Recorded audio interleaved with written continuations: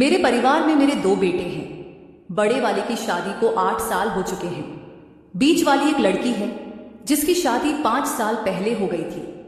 सबसे छोटे वाला लड़का है जिसकी शादी को 3 साल हो चुके हैं, लेकिन अब तक उसे संतान का सुख प्राप्त नहीं हो पाया है। हमारा परिवार एक संयुक्त परिवार है और सब एक ही घर में रहते हैं।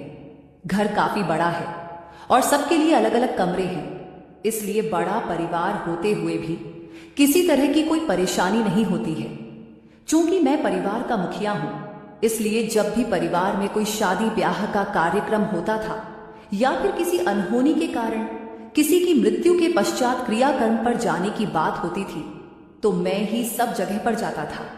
मैं सरकारी नौकरी से रिटायर्ड हूं, इसलिए आस पड़ोस और गली मोहल्ले में मैंने काफी प्रतिष्ठा बना रखी थी। हमारे परिवार का सब लोग काफी आदर करते थे।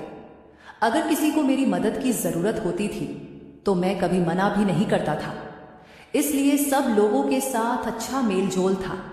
यह घटना तब की है जब एक बार मेरी छोटी बहू को मायके से लाने के लिए जाना था। चूंकि मेरे दोनों बेटे नौकरी करते थे, इसलिए उनको छुट्टी नहीं थी।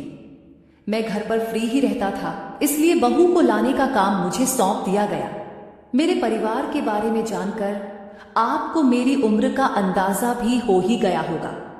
वैसे तो उस स्टेशन पर भीड़ कम ही रहती थी, लेकिन उस दिन पता नहीं संयोगवश कुछ ज्यादा ही भीड़ थी। ट्रेन आकर रुक गई और हम सामान लेकर जल्दी से चढ़ने लगे, क्योंकि ट्रेन को वहां पर केवल 2 मिनट के लिए ही रुकना था। यही उस स्टेशन का निर्धारित समय था। जब मैं बहू के पीछे पीछे चढ़ा तो मेरे पीछे 20-25 सवारियां और चढ़ गई। भगदड़ सी मची हुई थी, जो हम दोनों को आगे की तरफ धकेल कर ले जाने का आमादा थी। उस भीड़ के धक्के से बचने के लिए हमने सामने वाले गेट की तरफ सड़क लेना ही ठीक समझा। हमारे कस्बे के स्टेशन पर प्लेटफॉर्म भी उसी तरफ आना था, इसलिए हम सीधे ही सामने वाले दरवाजे के पास जाकर खड़े हो गए। बहू ने घर की मर्यादा को कायम रखते हुए मुझसे घूंघट किया हुआ था। छोटी बहू को मैं उषा कहकर ही पुकारता था। वो मेरी बेटी के समान ही थी। पीछे से चढ़ती हुई भीड़ के कारण हम दोनों ससुर बहू को संतुलन बनाना मुश्किल हो रहा था। ट्रेन का वो कोच एकदम से पैक हो गया। फिर जब ट्रेन चली तो धीरे धीरे सब लोग अपने आप ही एडजस्ट हो गए। मैं बहू के पीछे ही खड़ा हुआ था, लेकिन जब मेरा ध्यान भीड़ से हटकर मेरे शरीर पर गया तो मैंने पाया कि हम दोनों एक दूसरे से सटे हुए थे। मैं थोड़ा शर्मिंदा भी हो रहा था, क्योंकि मैंने अपनी बहू को कभी इस नजर से नहीं देखा था। मगर उस वक्त के हालात ही ऐसे हो गए थे कि न चाहते हुए भी मन में बड़े ही अजीब ख्याल आ रहे थे। मैं हल्का सा थोड़ा आगे पीछे को हिला सोचा कि बहू को कुछ पता नहीं चलेगा, क्योंकि उसके सामने भी 2 जवान लड़के खड़े हुए थे। कुछ देर के बाद बहू को जब उन मुस्टंडों से परेशानी होने लगी तो उसने पीछे मुंह करके मेरे कान में फुसफुसा कर कहा, बापूजी, ये जो सामने खड़े हुए हैं, मुझे इनके पास खड़ा होना ठीक नहीं लग रहा है। आप जरा पीछे हो जाओ ताकि मैं आपकी तरफ मुंह करके खड़ी हो सकूं। मैं बहू के मन की दशा समझ गया और पीछे धकेलते हुए उसको घूमने की जगह दे दी। बहू मेरी तरफ मुंह को करके घूम कर खड़ी हो गई। अब उसका घूंघट भी उतर गया था। वो अपने घूंघट को ठीक करने लगी तो मैंने कह दिया कि उषा, ज्यादा परेशान होने की जरूरत नहीं है।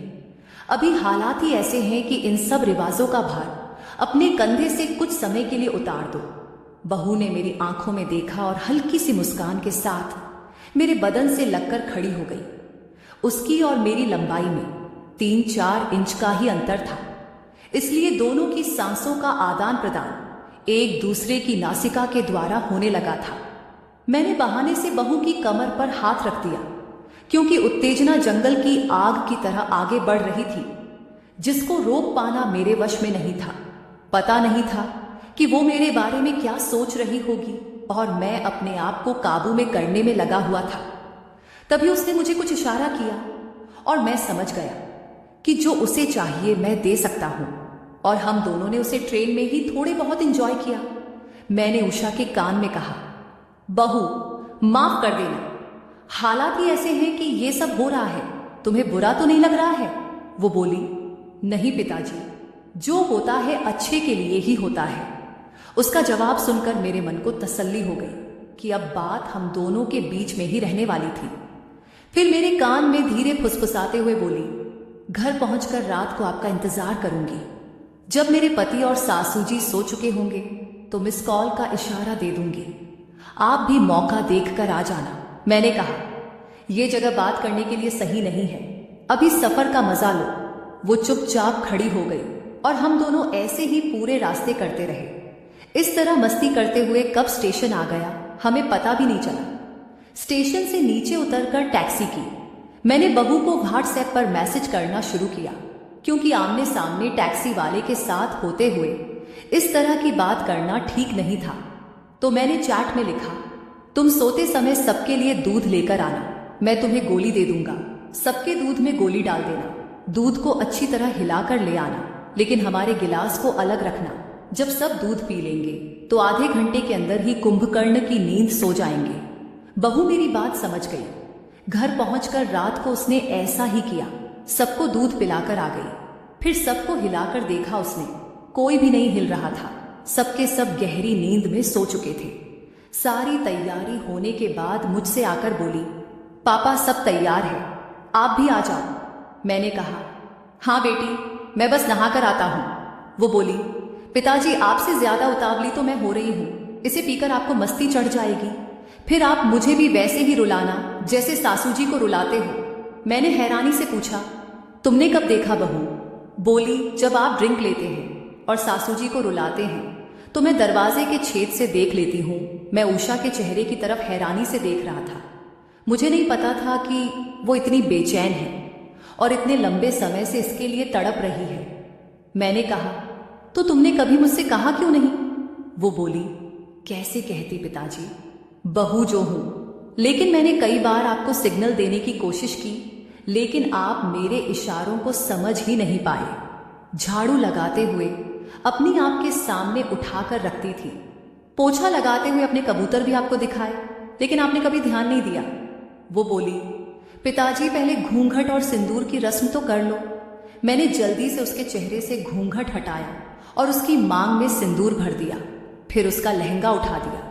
एकदम से उठते हुए वो दारू और गिलास लेकर आ गई और कहने लगी, पिताजी एक बार 2 पैग लगा लो।